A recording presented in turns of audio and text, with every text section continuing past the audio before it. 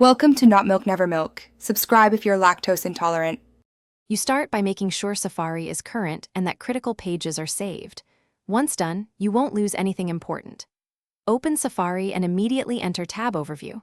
On iPhone, tap the two squares icon. On iPad, use the same icon or swipe.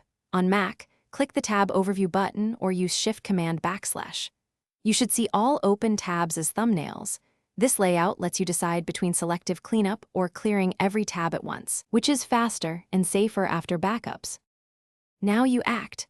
On iPhone or iPad, long press Done and tap Close All Tabs, or open the Tabs menu and choose Close All.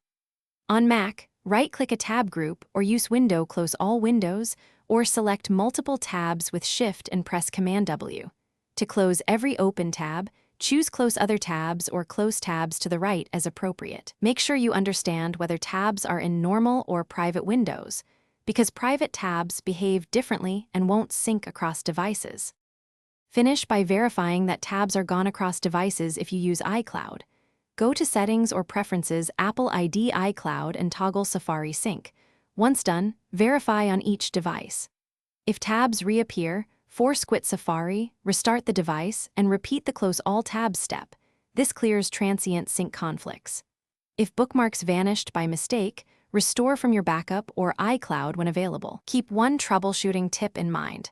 Syncing delays can make closures look undone, so Thanks for watching. If this was helpful, leave a like and consider subscribing. See you next time.